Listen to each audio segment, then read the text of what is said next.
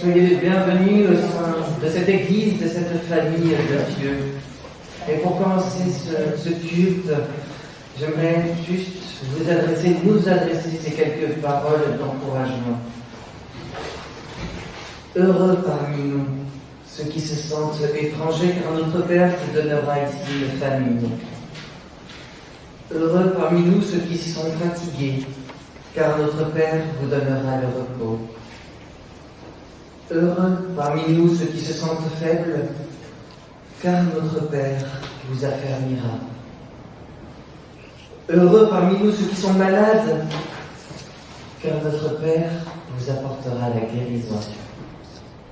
Heureux parmi nous ceux qui se sentent seuls, car notre Père vous encouragera. Heureux parmi nous ceux qui sont abattus, car notre Père vous relèvera. Heureux parmi nous ceux qui n'ont jamais entendu Dieu, car aujourd'hui notre Père vous parlera. Et la Bible nous le dit, la grâce et la paix de notre Seigneur Jésus-Christ nous sont données par Dieu notre Père. Nous prions. Notre Dieu, notre Père, merci. Merci parce que tu nous as tous appelés devant toi ce matin. Merci parce que tu nous as rassemblés comme une seule famille, comme un seul peuple. Devant toi, nous souhaitons maintenant tous ensemble nous prosterner, t'adorer, chanter tes louanges. Oui, que ce culte rende gloire au roi des rois, au berger des bergers. Dans le nom de Jésus-Christ, nous te prions. Amen.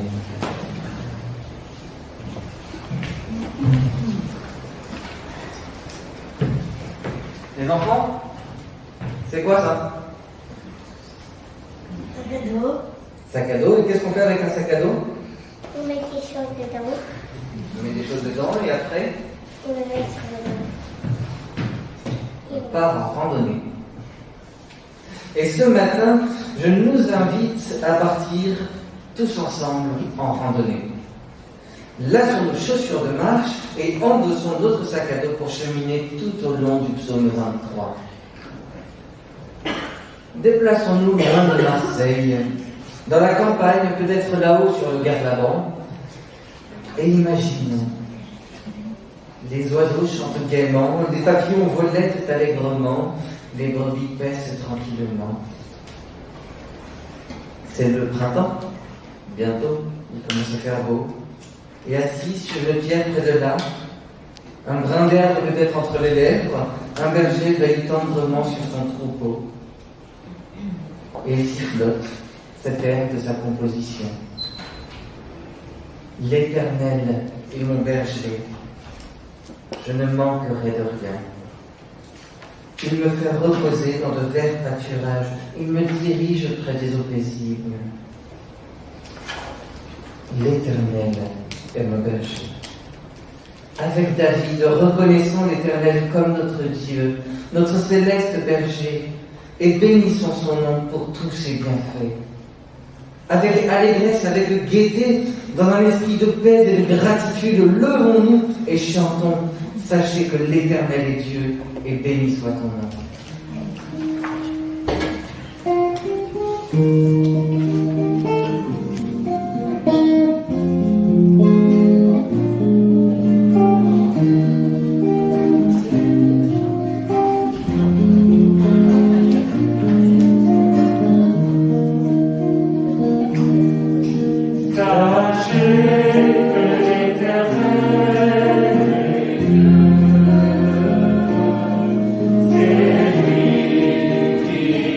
Nous a fait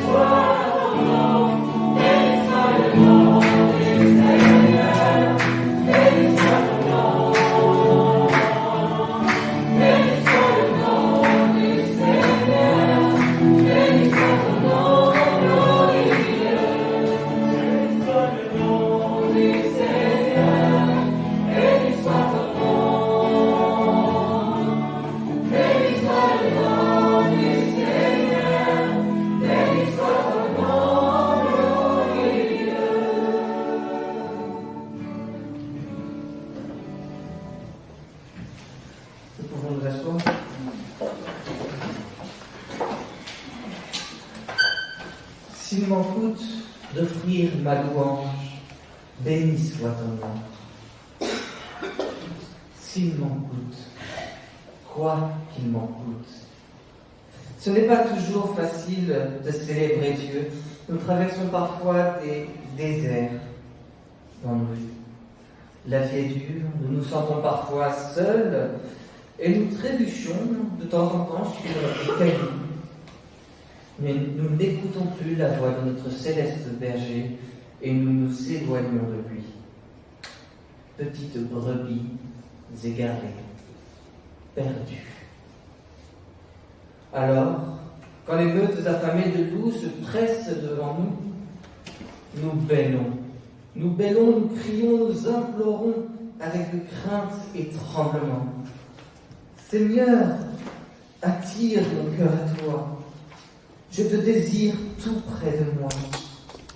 Ma délivrance dans le danger, c'est ta présence, divin berger. C'est ta présence, divin berger. Nous chantons avec crainte et tremblement, assis, ce chant.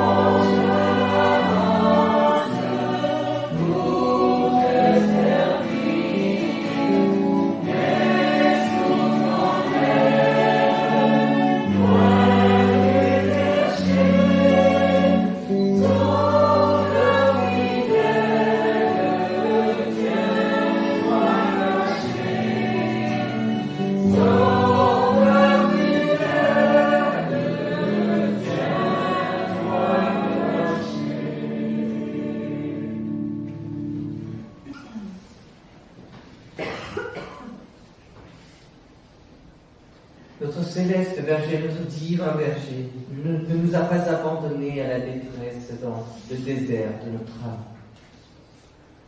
Au contraire, il a lui-même laissé 99 brebis dans le désert pour nous retrouver en Jésus-Christ.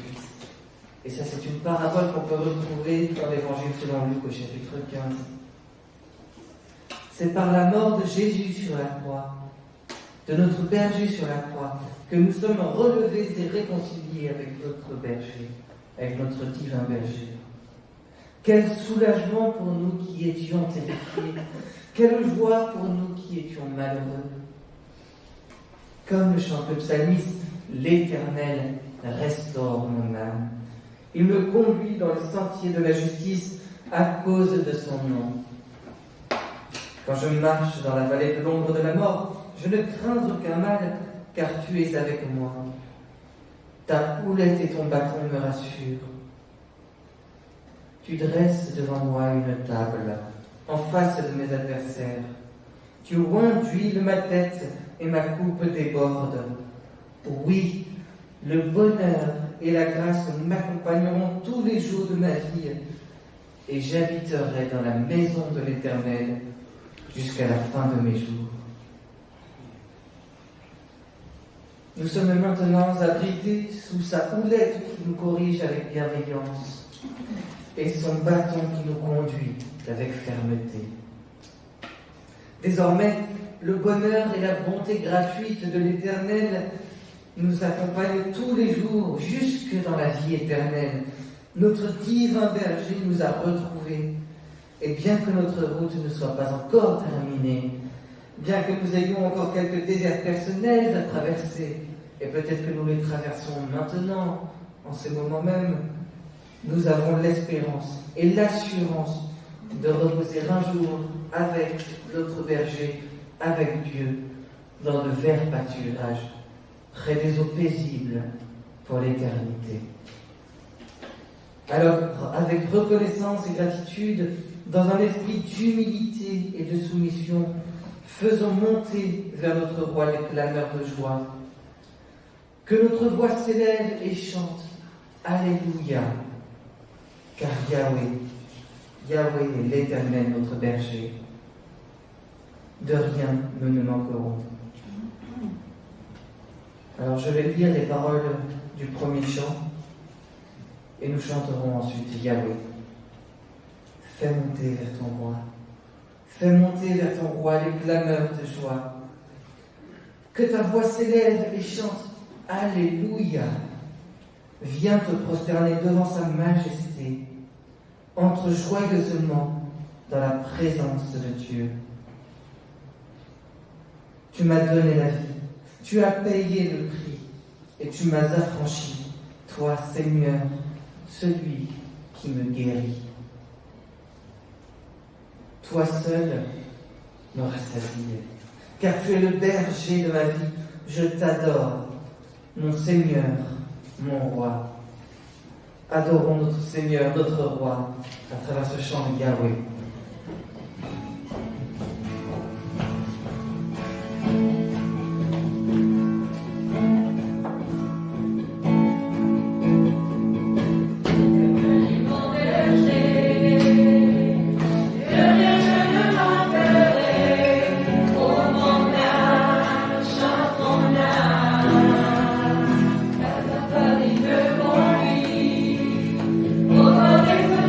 Je me suis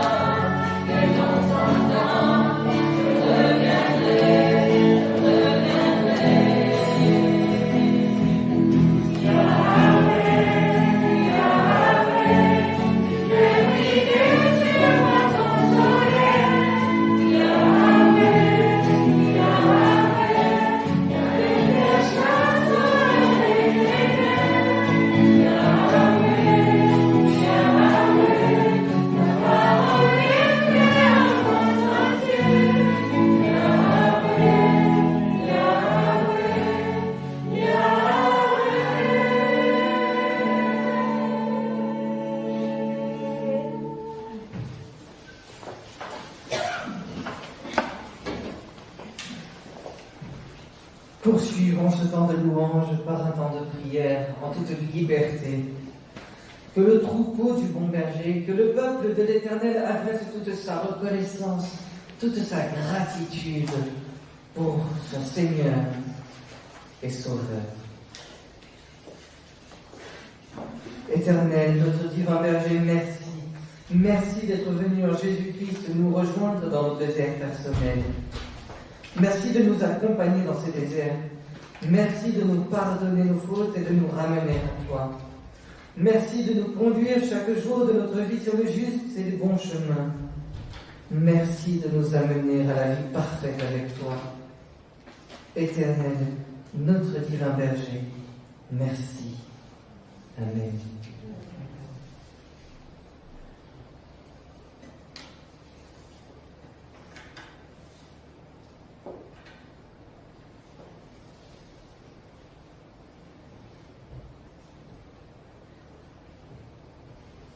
Oui Seigneur, merci parce qu'aujourd'hui encore tu nous rappelles que tu te soucies de nous comme un berger se soucie de ses brebis. Merci parce que tu as la patience de nous attendre. Merci parce que tu as la patience de nous aimer infiniment, même lorsque nous ne sommes pas comme tu le souhaites Seigneur. Béni sois-tu pour tout ce que tu fais pour nous. Merci parce que nous pouvons encore aujourd'hui venir te louer, Seigneur. À toi, c'est la gloire pour toutes choses. Amen. Amen.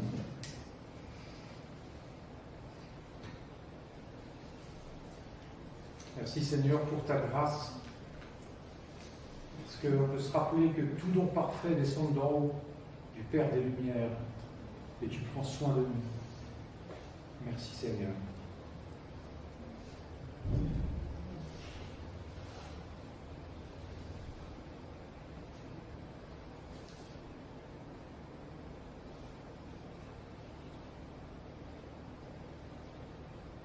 Merci Seigneur, grâce à toi, j'ai retrouvé un nouveau travail que je vais commencer demain.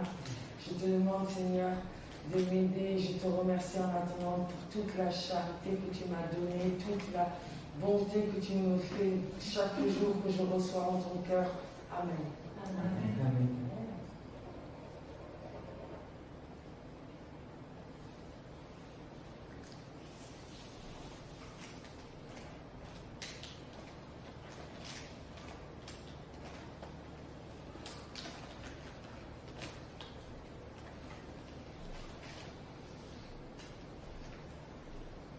Amen. On a 5 minutes en France, c'est ça maintenant?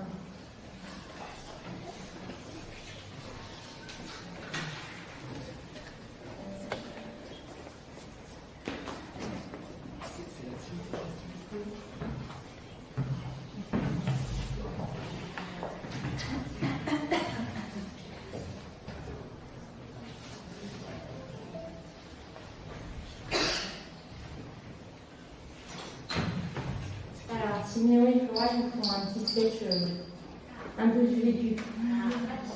Mais c'est pas fini de regarder. C'est pas fini de regarder. Mais c'est pas fini de regarder.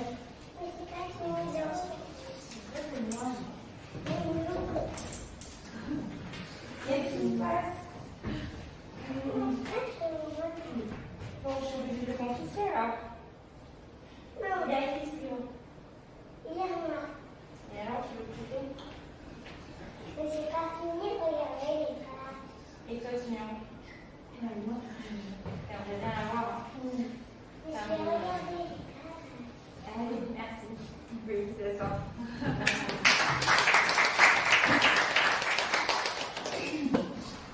Alors, est-ce que tu as deviné de quoi je vais te parler ce matin? Oui, Quoi? tes deux frères Ah, avant. je raconte pas tout quand même. Oui. Ils voulaient se venger. Non, là, Oui, c'est le mot que je cherche. Qu'est-ce que vous vous êtes fait? Vous êtes disputé? on s'est disputé et avec le livre de Coco. Et Siméon, tu voulais quoi? Mais je vais regarder. Je voulais le livre de ta sœur. Mais moi, je Ça s'appelle comment ça quand on veut quelque chose? Ça s'appelle? Non. quand on veut quelque chose que l'autre a et que nous, on n'a pas. Ça s'appelle voler. Non. On n'a pas encore volé. Envier. Ouais, vous m'avez dit tous les mots sauf celui-là. La jalousie. La part. La jalousie. Alors, c'est un mot un petit peu compliqué. Mais pour l'illustrer, en fait, aujourd'hui, je te propose de commencer une nouvelle série des 5 minutes enfants sur les enfants de la Bible. Donc, du coup, pour commencer aujourd'hui, on va regarder une petite vidéo des 2 premiers frères de la Bible. Oui, c'est Adam et Non, Abel et Caïn. Abel et Caïn. Allez, c'est parti.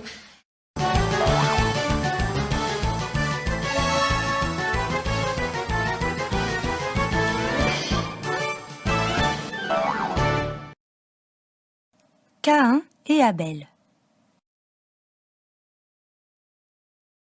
Adam et Ève mettent 2 fils au monde. Caïn, l'aîné, et Abel, le deuxième. Caïn cultive la terre et Abel devient berger. À la fin de l'année, Caïn apporte quelques récoltes provenant de son champ. Il les offre au Seigneur. Abel apporte, de son côté, les premiers agneaux de son troupeau. Il offre au Seigneur les meilleurs morceaux. Le Seigneur reçoit avec plaisir Abel et son offrande. Mais il ne reçoit en revanche ni Caïn, ni son offrande. C'est pour cela que Caïn est très en colère. Caïn se jette donc sur son frère Abel et le tue. Mais le Seigneur le sait. Il dit à Caïn : « Où est ton frère Abel ? » ?»« Je ne sais pas. Est-ce que je suis le gardien de mon frère ? » Caïn ment parce qu'il croit que Dieu ne sait pas ce qui s'est passé. Dieu dit à Caïn : « Ce n'est pas toi qui as tué ton frère, Abel ? Quand tu cultiveras le sol, il ne te donnera plus aucune richesse. Tu iras toujours d'un endroit à un autre. » Caïn est effrayé et dit au Seigneur : « Comment dois-je faire si les gens me trouvent et veulent me tuer à cause de la faute que j'ai commise ? » Le Seigneur lui promet que personne ne pourra le tuer. Après, Caïn s'en va loin du Seigneur.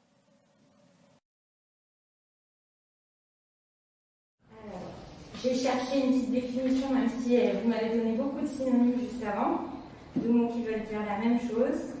La jalousie, c'est un sentiment d'envie basé sur le désir de posséder quelque chose que quelqu'un d'autre a et qu'on n'a pas.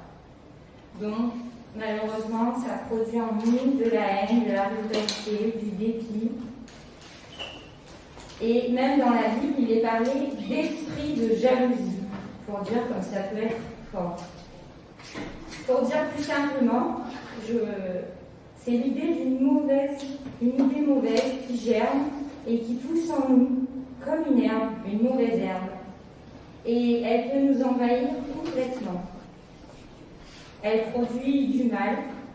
Par nos paroles, on se dispute, comme on l'a vu tout à l'heure, ou on dit des mots blessants. Ou par nos actes, on peut être méchant jusqu'à tuer quelqu'un, comme dans l'histoire d'Abel et Caïn. Donc, il faut se méfier de cette mauvaise graine dans notre cœur. Est-ce que tu as déjà eu une carie dans la bouche? Alors, au début, c'est petit, ça fait presque pas mal. Et puis, ça peut devenir ce qu'on appelle une rage de dents. Et une rage de dents, ça fait très très mal pour ceux qui l'ont vécu. Voilà. Eh bien, la jalousie, c'est pareil. Au début, c'est tout petit et ça peut devenir énorme et prendre toute la place. Et il y a un verset dans Proverbe 14:30 qui dit « Un cœur sain est la vie du corps, mais la jalousie est la carie des os. Donc ça m'a fait penser à quelque chose dont on parle beaucoup aux enfants, de bien se brosser les dents pour ne pas avoir de caries. Et j'aimerais vous relire, parce que j'ai repensé à ce verset que j'aime beaucoup, celui que j'avais lu la dernière fois. Avant tout, ayez un amour ardent les uns pour les autres, car l'amour couvrira une foule de péchés. Et plutôt que d'être jaloux, eh bien, le défi que je te propose, c'est d'avoir de l'amour. Chaque fois qu'une situation ou quelqu'un te rend jaloux, pense à la carie. Aïe, aïe, aïe. Mauvaise idée. Tourne cette mauvaise pensée en bien et cherche une parole ou une action positive à faire à l'opposé de la jalousie. Voilà, c'est mon petit défi. Et comme il n'y a pas beaucoup d'enfants, pour vous y penser, j'avais acheté des petits tubes de dentifrice, donc je vous donnerai un dentifrice pour y penser. Pour les grands qui m'ont écouté quand même, j'ai 2 citations. Le François Duc de la Rochefoucauld, il y a plusieurs hommes, j'ai lu comme ça, qui connaissaient bien la jalousie apparemment. Il y a dans la jalousie plus d'amour propre que d'amour. Et de Marcel Proust, c'est étonnant comme la jalousie, qui passe son temps à faire des petites suppositions dans le faux, a peu d'imagination quand il s'agit de découvrir le vrai. Merci.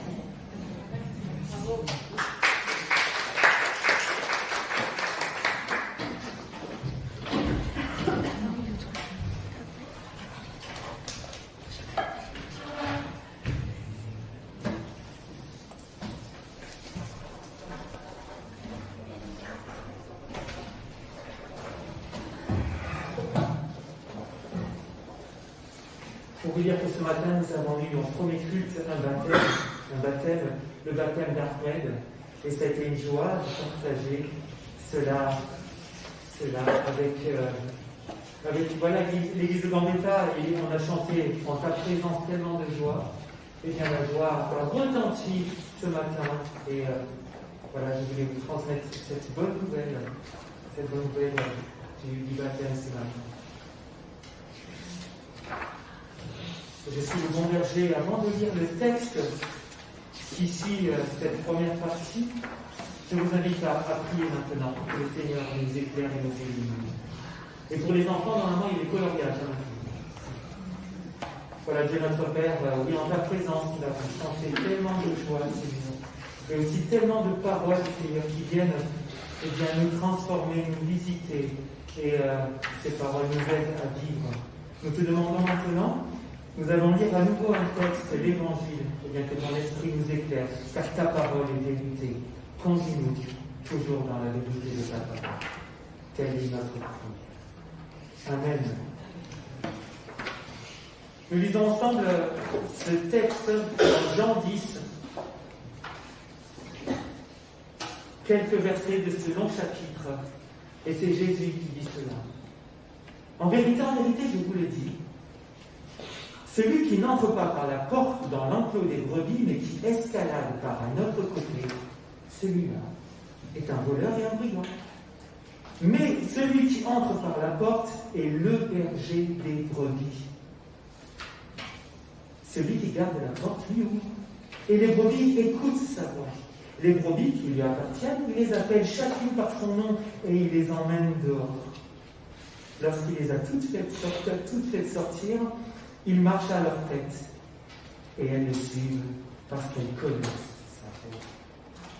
Jamais elles ne suivront un étranger, bien plus elles le fuiront parce qu'elles ne connaissent pas la voix des étrangers.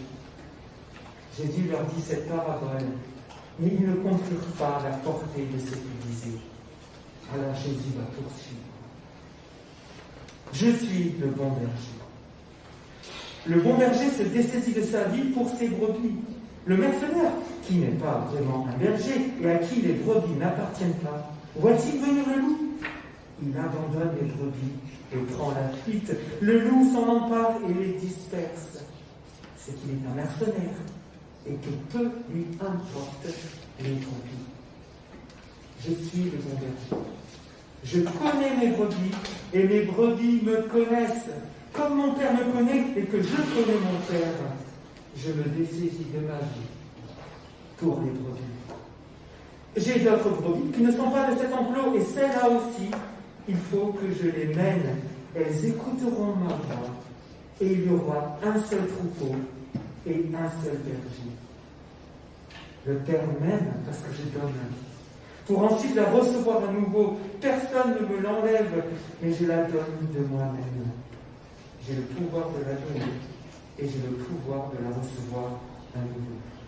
Tel est le commandement que j'ai reçu de mon Père. Voilà, jusqu'ici, pour la parole de Dieu. Je suis le bon berger. Et pour comprendre ce texte, il faut se souvenir que l'Évangile est révélation. L'Évangile a cette question centrale qui est révélation. Qui est Jésus?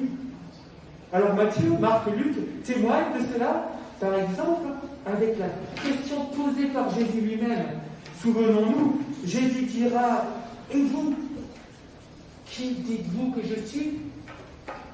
Et l'apôtre Pierre répondra « Tu es le Christ, le Fils du Dieu vivant. » Chez Jean, l'Évangile, Jésus parle en « je ». Et particulièrement « je suis ». On passe donc du « tu es » au « je suis ». Mais rassurons-nous, l'idée est la même. L'idée centrale de l'Évangile et des Évangiles, c'est révéler qui est Jésus. Alors chez Jean, nous avons 7 je suis. Et là, je te rappelle à votre mémoire, est-ce que vous vous souvenez au moins d'un ou deux je suis?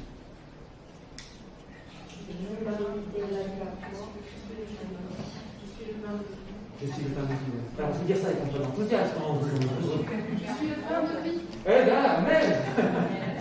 Je suis la résurrection et la vie. Je suis la porte.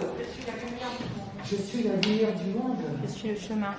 Je suis le chemin. Alors, il y en a 7 maintenant, on l'a déjà dit, mais je voudrais que vous sachiez comment, dans le texte original, ce je suis apparu. C'est ça. C'est du grec. Ego émi. Mais ce ego émi, ça veut dire je suis, eh bien il se retrouve autre part.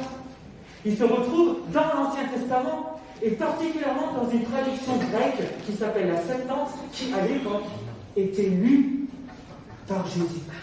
Alors quand l'auditeur entend je suis le bon berger, il fera tout de suite le lien entre l'Ancien Testament et le Nouveau Testament. Il en est de même pour le lecteur. Et tout de suite, le lecteur, l'auditeur dira, mais en fait, c'est Dieu qui parle là. C'est Dieu qui parle. Je suis, et Jésus est l'incarnation, il est le Fils de Dieu. Vous comprenez le poids de cette parole? Et je me suis dit, mais est-ce uniquement cela? Est-ce ce je suis le bon berger, est-il uniquement une parole théologique, une parole christologique, ce qui est déjà beau, vous ne trouvez pas? Est-ce uniquement cela? Alors j'aimerais dire oui, mais pas que. Parce que ce langage imagé, eh bien, révèle une qualité de Dieu et une qualité de Jésus. Jésus et Dieu sont relationnels. Et je suis le berger dit à quel point il existe une belle relation. D'abord, une relation entre le Père et le Fils. Et cela, le texte nous dit par ce verbe connaître. Le Père me connaît et je connais le Père. Ce verbe connaître est très important parce qu'il dit un langage de la relation intime. Et dans la Bible, c'est aussi le langage de l'amour. La relation entre le Père et le Fils est de cette intimité. C'est une communauté d'amour. Communauté donc d'amour relationnel, mais ajoutons une communauté avec un projet, une intention. Oui, je suis le berger et aussi intentionnel. Jésus, nous dit le texte, va recevoir l'autorité du Père. Pourquoi faire? Pour venir rassembler, venir guider, venir donner sa vie, donner un sens à la vie des brebis. Il dira même qu'il ira chercher des brebis. Ainsi, La communauté du Père et du Fils, le Fils envoyé par le Père, est une bénédiction pour le monde. Elle est pour nous. Oui, le Père et le Fils ont cette intention-là de rassembler les brebis. Cette dimension relationnelle que nous avons notée, eh bien, elle se retrouve entre Jésus et les brebis. Ça va, vous êtes toujours là? Merci. Car il y a une chaîne relationnelle ici. Non seulement le Père et le Fils se connaissent, mais le Fils, Jésus le bon berger, connaît ses brebis et ses brebis connaissent le Fils. Alors, comment est-ce qu'il connaît? Qu'est-ce que ça veut dire? Eh bien, le texte nous dit cela simplement. Il connaît les brebis par leur nom. Il les appelle. Il les guide. Il les protège des brigands, des voleurs et des loups. Et d'un autre côté, les brebis connaissent la voix du berger. Sa voix est tellement importante. Jean-Baptiste nous éclairera là-dessus. Dans ce même évangile, dans un langage imagé, Jean-Baptiste parlera aussi de cette voix. Et que dira-t-il? Jean-Baptiste dit « Je suis l'ami de l'époux ». Et quand j'entends la voix de l'époux qui est Jésus, eh bien, je suis ravi de joie. Vous entendez ce que produit la voix? La voix du Christ produit la joie chez Jean-Baptiste. Et cette voix aussi va produire quelque chose d'extraordinaire au matin de Pâques avec Marie de Magdala, quand elle entendra Marie, son prénom. Eh bien, sa vie va changer. Elle va devenir la première apôtre. Elle ira voir ses amis les disciples. Elle dira « J'ai vu le Seigneur ». C'est-à-dire, j'ai vu celui qu'on a crucifié, et bien il est vivant, il est ressuscité. La voix du Seigneur apporte la victoire, elle colore nos jours de victoire. Alors oui, quand Jésus affirme être le bon berger, oui, c'est un beau langage théologique et christologique, ça veut dire un langage sur lui-même, sur Jésus, le Christ. Mais c'est une belle manière de montrer aussi qu'il est relationnel. Et ça, ce sera important pour nous. Un deuxième élément, si vous tenez encore le coup un petit moment, le deuxième élément, c'est que le bon berger dit la responsabilité de Jésus. Jésus, le bon berger, assume complètement et pleinement sa mission d'être le berger. Et sa mission, il la reçoit du Père qui lui donne l'autorité. La responsabilité du berger, elle est pour les autres. Il donne la vie, il donne sa vie aux autres. Il donne sa vie pour que nous ayons dans la vie tout ce goût de joie, ce goût de résurrection, ce goût du toujours possible avec le Christ. Oui, contrairement aux mercenaires, Jésus assume pleinement son rôle. Alors, je suis le bon berger. Une si belle parole nous révèle Jésus comme étant relationnel et responsable. C'est ces deux mots que j'aimerais que nous nous souvenions maintenant. Parce que plus j'avance relationnel et être responsable. Plus j'avance humblement dans mon ministère pastoral, 10 ans déjà, ça passe vite, ça passe vite. Et plus je me rends compte, et j'ai cette conviction, l'importance de notre relation avec Jésus. L'importance de nourrir cette relation avec le Christ. Et le texte nous dira simplement, mais c'est écouter sa voix. Et nous l'avons déjà dit. Mais nourrir cette relation, à écouter sa voix, cela donne à nos jours de la joie. Cela donne à nos jours une couleur de victoire et de résurrection. Être en relation, être nourri par sa parole, c'est dire oui avec toi, Jésus.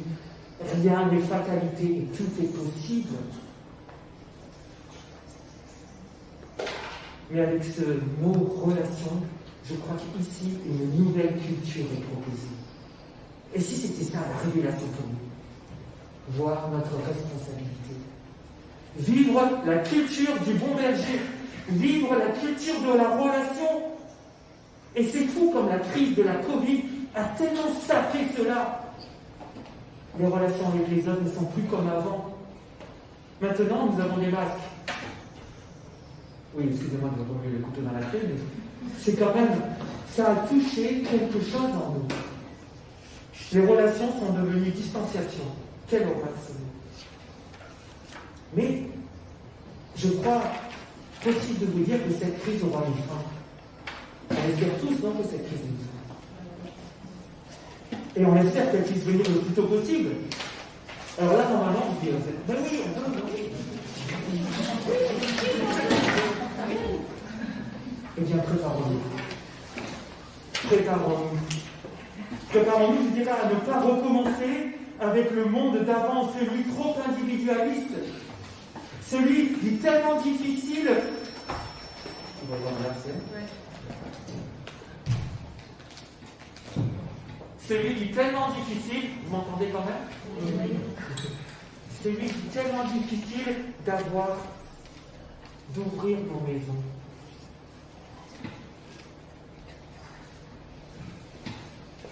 J'ai cette impression-là que tant de personnes passent dans les églises et tant de personnes ne sont jamais invitées. Elles ne restent pas. Elles ne restent pas. Et ce manque de relation convient très bien à notre culture individualiste, mais je crois qu'elle fait du mal à notre culture d'église et à notre monde. Ce texte, « Je suis le bon berger », nous demande changer de culture. Soyons relationnels. Soyons responsables, cette belle responsabilité de vivre, soigner, choyer nos relations les uns aux autres, nous intéresser aux autres, prier pour eux évidemment et pratiquer l'ouverture de nos maisons. Je crois que ce serait ça le vrai changement culturel que nous offre cette parole. Je suis le bon berger, nous dit Jésus. Eh bien, ma prière, elle est là. Seigneur, par ton esprit, par ta parole, fais de nous ce troupeau libre. Je trouve tellement beau ces brebis qui sortent et rentrent comme ça. Quel merveilleux sauveur nous avons. Eh bien, il fallait le dire aux autres.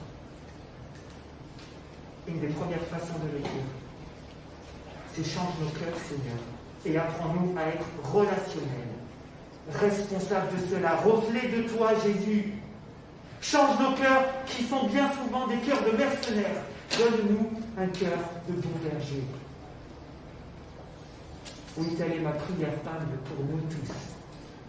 Et cette prière, je la fais au nom du bon berger. Jésus, notre berger, notre sauveur et notre frère. Amen.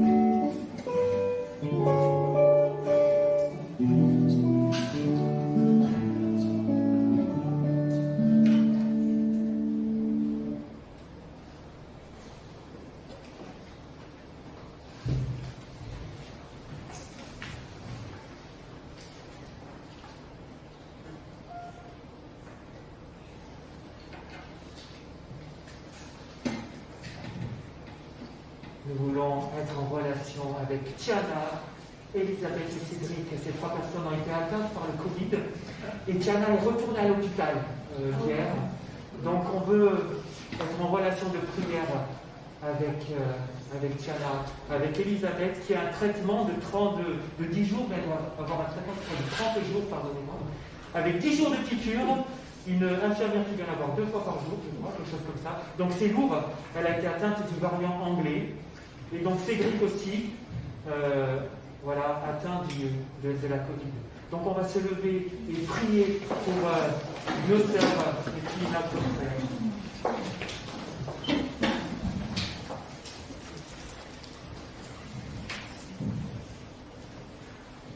Ô Dieu notre Père, tu Tu nous connais tellement.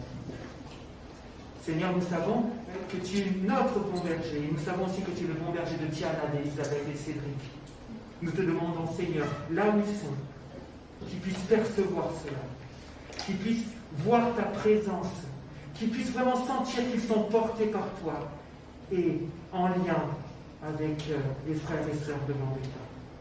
Nous te demandons, pose ta main de bon médecin sur Tiana particulièrement en ce moment à l'hôpital. Oui, Seigneur, guéris-la, afin qu'elle puisse, Seigneur, revenir parmi sa famille, et parmi ses amis, et parmi l'Église, Seigneur. Nous voulons te prier pour Élisabeth. Seigneur, garde-la. Garde-la dans ce traitement qu'elle reçoit chaque jour. Qu'elle puisse aller mieux, Seigneur. Et nous te prions aussi pour Cédric, avec sa famille, Seigneur. Ils sont maintenant en 14aine, ensemble, Seigneur. Eh bien, nous te demandons de poser ta main bénie sur Cédric et sur sa famille, afin que, Seigneur, ils ressortent, toutes ces personnes ressortent plus fortes grâce à toi, Seigneur, et qu'elles reviennent bientôt parmi, Seigneur, dans ton peuple, rapidement. Oui, Seigneur, nous avons confiance en toi. C'est toi qui nous guides. Alors, Seigneur, nous intercédons pour Tiana, pour Élisabeth et Cédric. Et nous le faisons au nom du Christ, notre berger, notre Seigneur, notre Sauveur, notre Frère. Amen.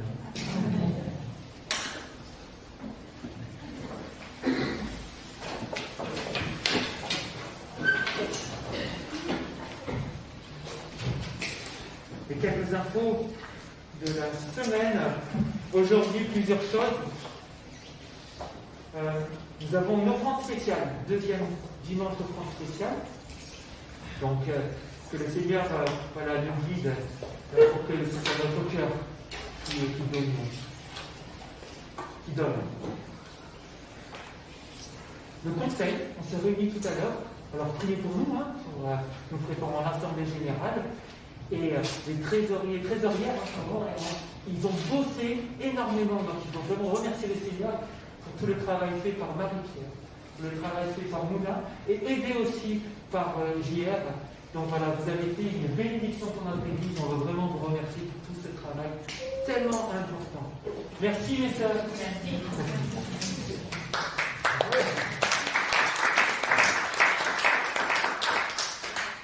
Alors, normalement, il y a un groupe jeune adulte qui est prévu. Avec toi, Christian. Voilà, que le Seigneur vous accompagne maintenant. Lundi, on vous envoie, en tout cas, on vous envoie la résumé de la prédication avec quelques questions pour poursuivre la méditation.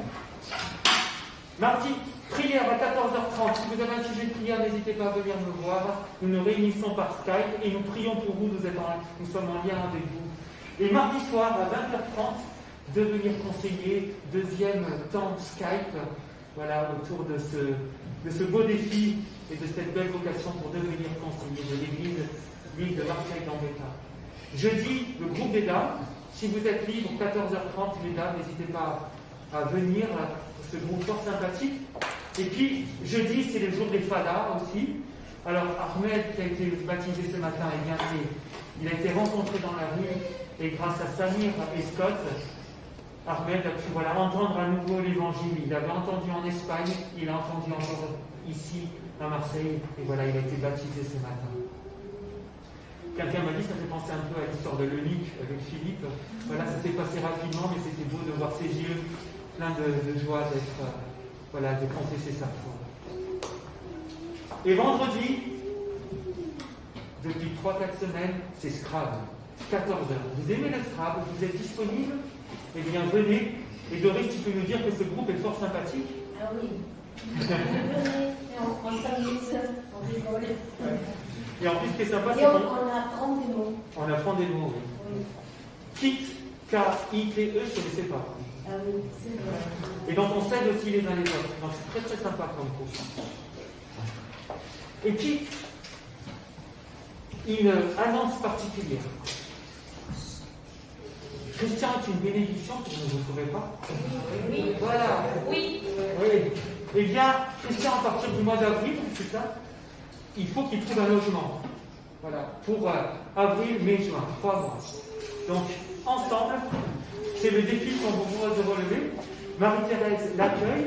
Il y a aussi Ruth qui l'a accueilli en première partie. et il reste encore un trimestre parmi nous. Donc voilà, prions pour cela. On vous laisse aussi cette prière qu'on puisse trouver une chambre. Une chambre qui prend pas beaucoup de place. Voilà. On va écouter une annonce, s'il vous plaît. Et bien on poursuit avec notre offrande. Offrande spéciale. J'invite Marie-Pierre à recueillir maintenant nos offrandes.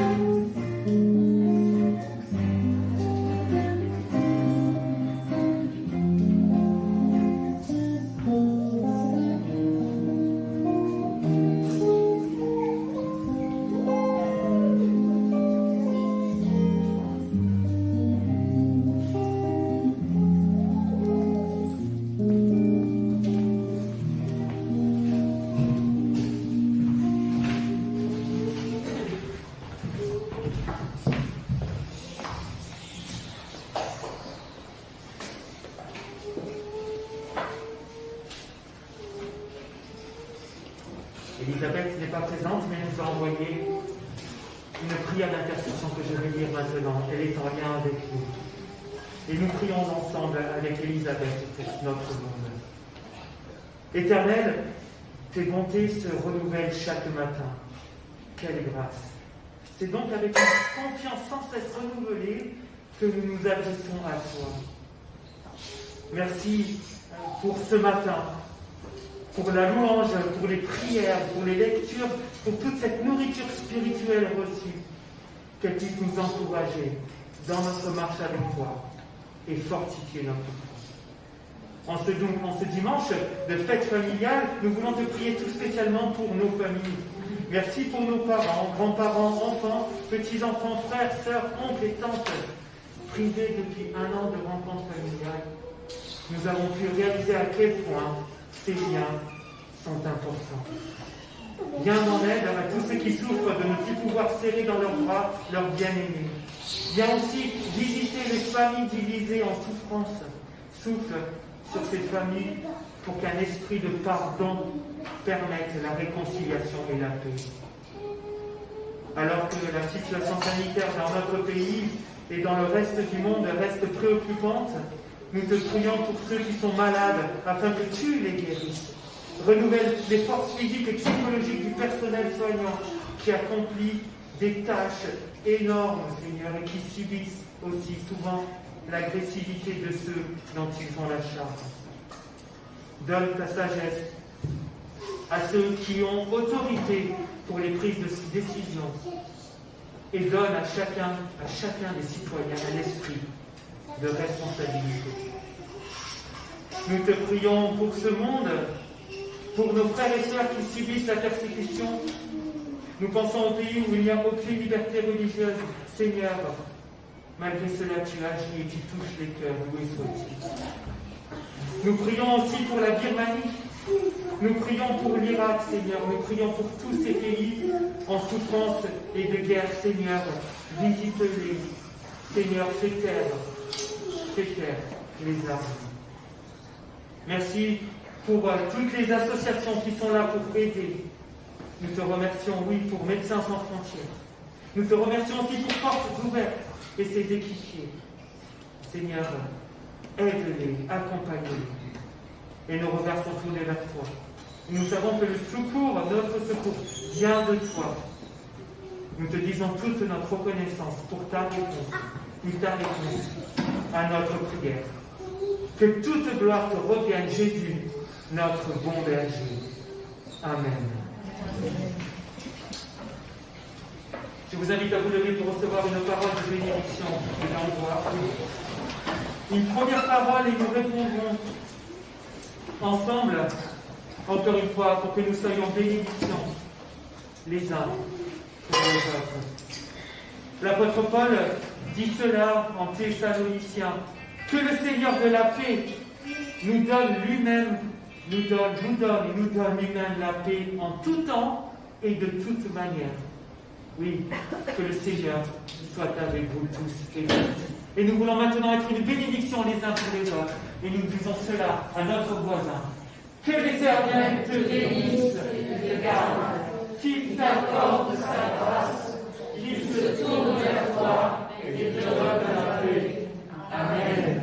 Nous chantons à toi nos cœurs nous dit, Christ notre roi.